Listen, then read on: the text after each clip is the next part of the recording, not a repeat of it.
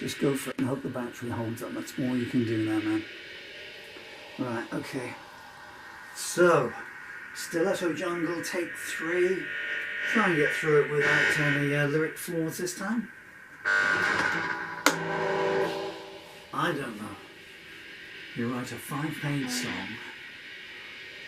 The lyrics are coming so fast, you scribble them down, and then you almost immediately try and record it and mess up some of the words. Here we go again. 3rd time's a charm, we hope. That's not how it starts.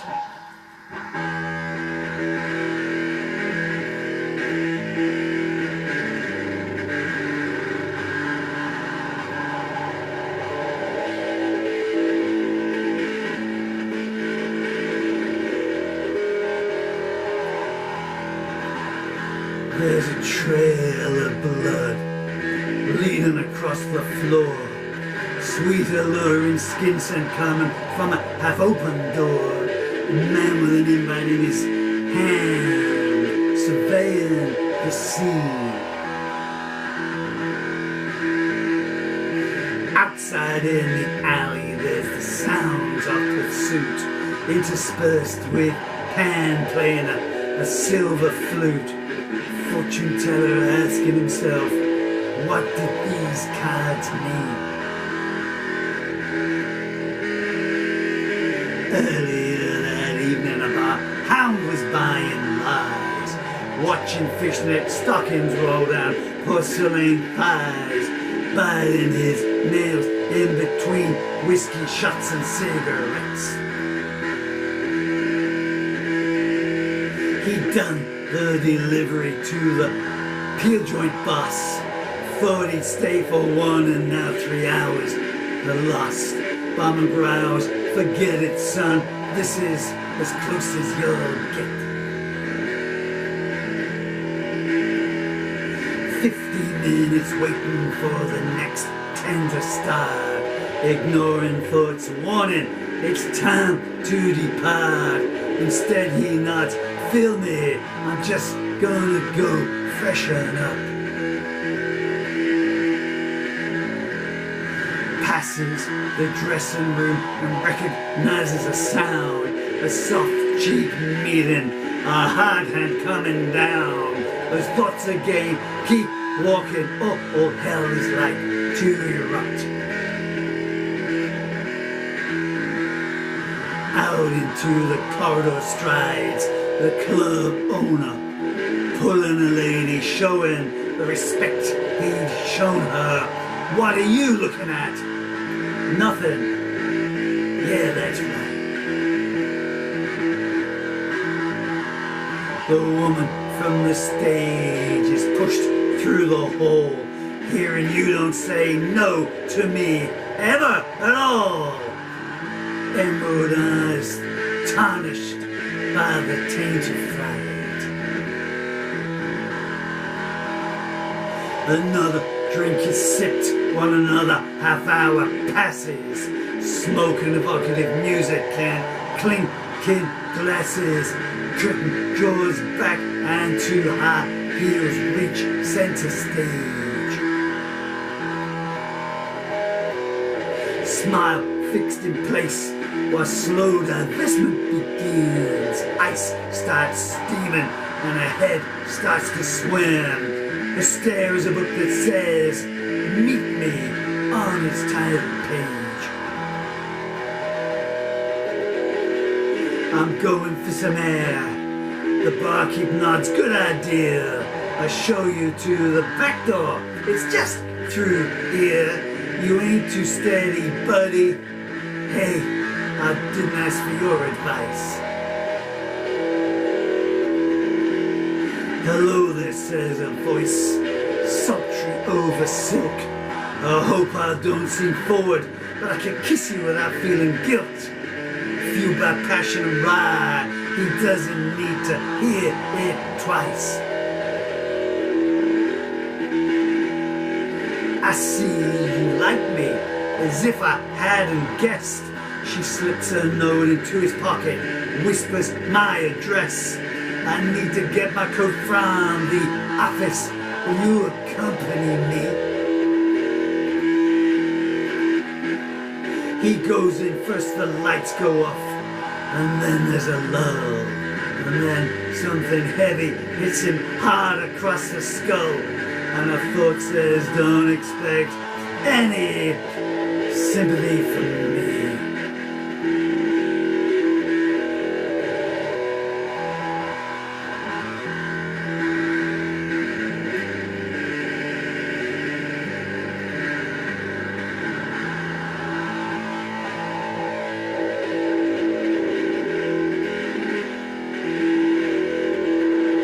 Water is splashed in his face and he's dragged to his feet.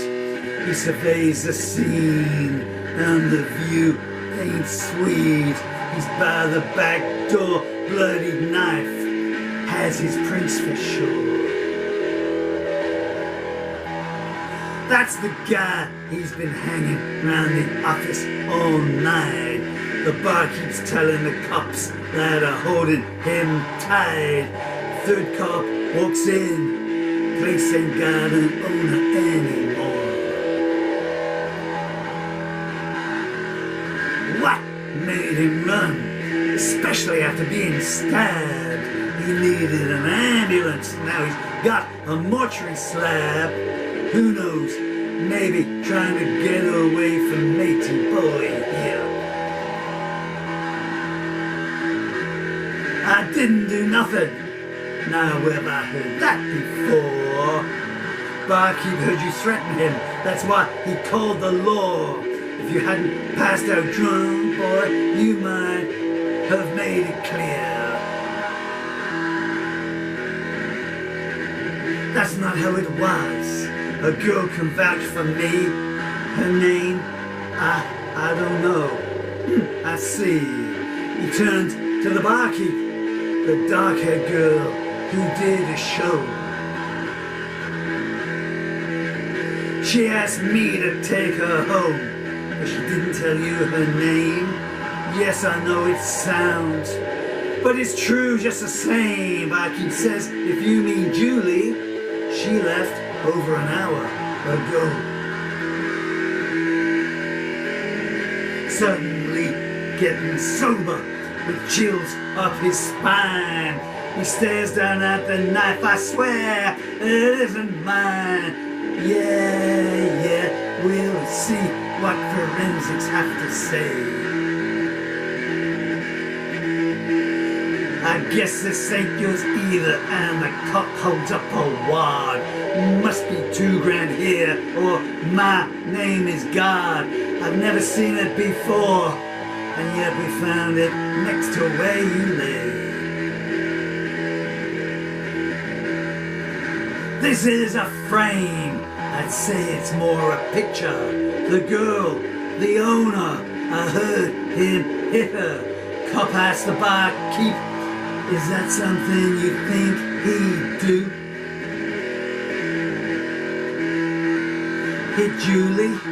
No, she was his favorite, his star, and she adored him too. Cop shrugs, well, there we are. Look, you have to believe me, what I'm saying is true. He was threatening her, and she was in distress. And you got angry for this damsel? Well, yes. I could see she wanted me to get her out of the situation. She even gave me her address, and he pulls a folded paper from his pocket. Cop shows it to the barkeep, who looks at it, starts nodding. That's not Julie's writing, and that's the safe combination.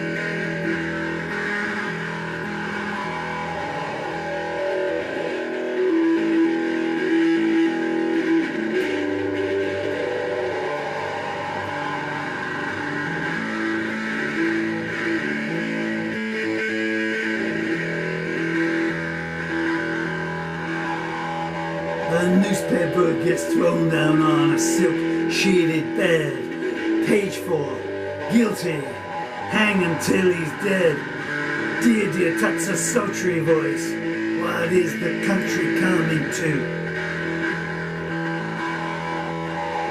A poor hard-working club owner, robbed of his life by a dim-witty chancer with a so-sharp knife. We're victims to I lost my job as well, and so did you. And oh, for what? 2,000 in the safe. Yeah, that hurt, but still 14 came our way. But what I had to do to find out when that deal was going down. Yeah, but from here on, Julie, life is sweet. No more pouring hands for you and for me, no more bars to keep. Let a few months more dust settle, and then we'll find ourselves a quiet little town.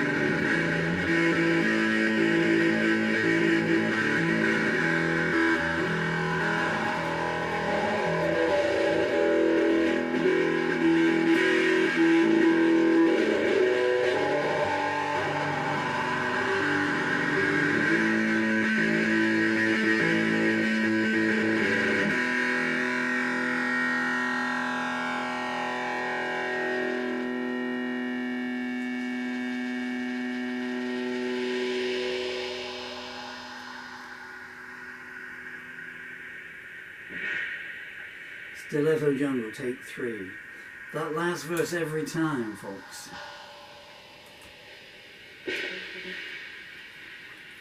When I get to the characters' voices, so you know, at the start, you know, you've got the backstory there.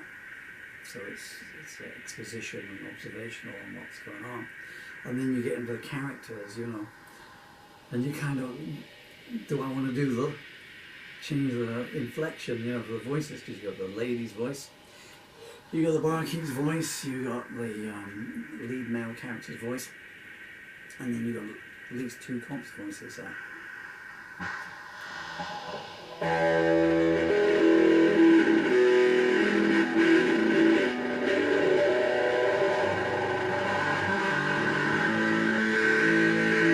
It's one I like to record an overdub. A newspaper gets thrown on a silk-sheeted bed. Page for guilty, hang until he's dead. Dear, dear, touch a sultry voice. What is the country coming to? A poor, hard-working club owner, robbed of his life by a dim-witted chancer with a so-sharp knife. Cost us as well, I lost my job, and so did you. And all for what? 2,000 in the safe.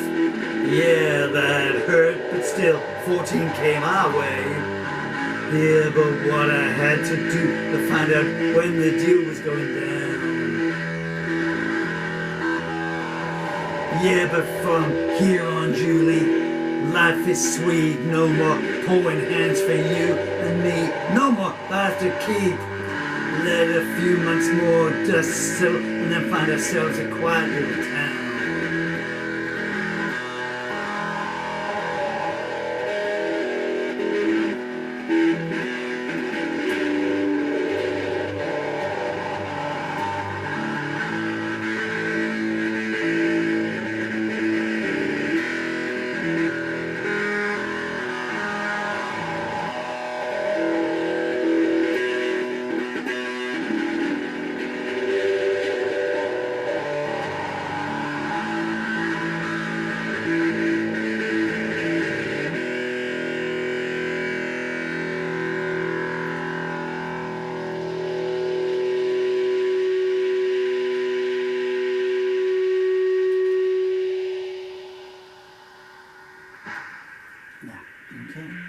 Need someone to AI that bit into there.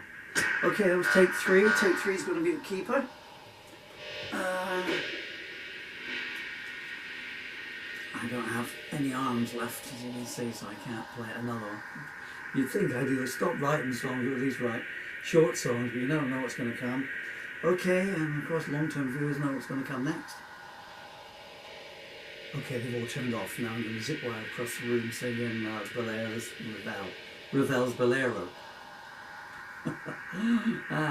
Anyway, okay, so that song's called Stiletto Jungle, and the lyrics, if you care to read them, so you can probably, you know, it's a little mini movie, and you can read it as a story. The lyrics are in a lyric anthology of mine, put from Thru, of course. It's called Shooting from the Heart. It's available on Amazon. I keep saying shooting from the harp, which is kind of not Freudian, but subconscious fear and ominous portents. But it's called Shooting from the Heart, and it's available on Amazon. It's got 101 songs in it, of which this is number 101. And if you go to Amazon, you get a 20-page free sample there. See some of what's in there. If you care to buy it, thank you so much. And I'm not trying to flog it. In America, flog. In England, it means sell, trying to sell it. Hawk it, I think you say in America, is that right?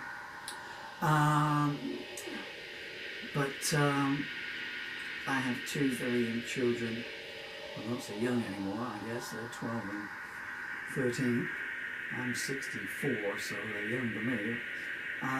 And they're going to grow up without a father, because the reason my body's like this is because I've got motor neuron disease, and working to the end to try and lay down something for them to take when they grow up. And that's a genuine story, you know, where you don't find many human beings that are made out of water and got no muscle on them, I suppose. I also have about another 20 other books there. I'm subliminally trying to advertise my novel, which is called, or one of my novels.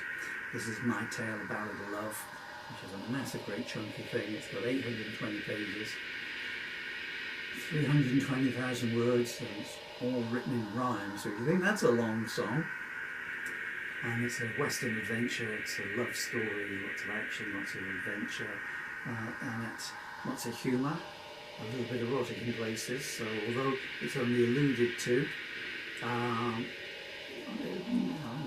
18 plus. And there, as I say, so I'm just trying to hawk those out. I'll just explain here that, you've probably listened enough. I can tell where the songs come from, but it'll be in the book if you buy one. Thank you so much for your time. And now, have we got any battery left in me?